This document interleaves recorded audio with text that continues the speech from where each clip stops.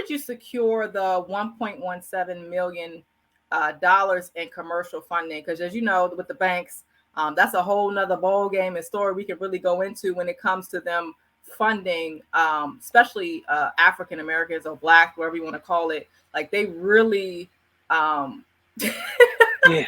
they really try not to give if they can, and they make it a lot harder 100%. for us. Yeah, we probably get less than 1% of the money that they give out, But what ended up happening was um I started working on my credit.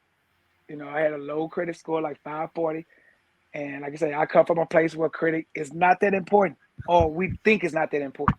But when you start doing business and you're an entrepreneur, credit is very important. So I started working on my credit, started doing that. I had to start filing my taxes correctly. And like I say, I had a conversation with Candy, one of my celebrity clients, when I first moved out here. And one of the questions she asked me was, "How do you file your taxes?" And I told her, I thought I filed my taxes like everybody else file their taxes. I'm just trying to find loopholes and whatever. I'm not trying to file. And she was like, "That's gonna come back." It's like when you start asking for real money and you trying to show them that you're not making no money, they're not gonna give you no real money. Yeah. And I had came in a situation where I was trying to close on the house. I couldn't show that I'm making real money. They made me bring this amazing amount of deposit to the table to close on the house because I couldn't really show I was making money. So I Mm. started filing my taxes correctly. And then I got an amazing realtor, Latricia. And then, like you say, she started reaching out, putting some strings. They kind of looked at my background uh, back from when I was in Shreveport. They kind of seen what I was doing. Like I say, I had to show bank statements. You had to have your stuff in order. And then before you know it, she had called me one day. And she's like, "Are you sitting down?" I'm like, "Yeah, I'm sitting down."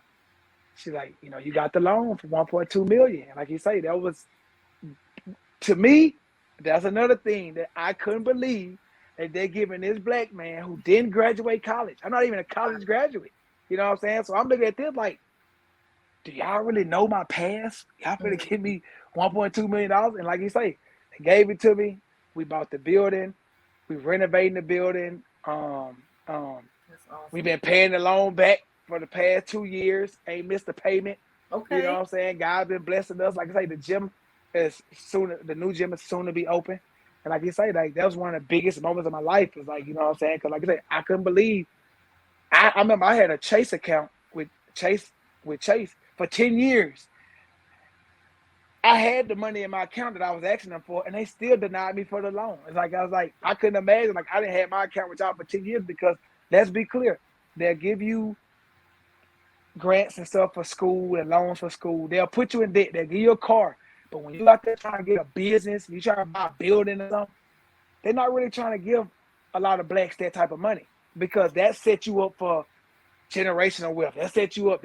That'll help you get your cousins and family in a good situation. You know what I'm saying? So they're not really trying to do it. So like I look at that as God first. I think Lovely Bias is a God thing. So I look at that as God first. I know He shined His light on us. And like you say, and I look at that as hard work, dedication. Me waking up, doing what I'm supposed to be doing every day. Me putting this first. Me turning down things that I know I should turn down. I could have made it to money quicker, but it would have tore my business up. It was like people trying to add things to my business that I knew wouldn't have been right for my people.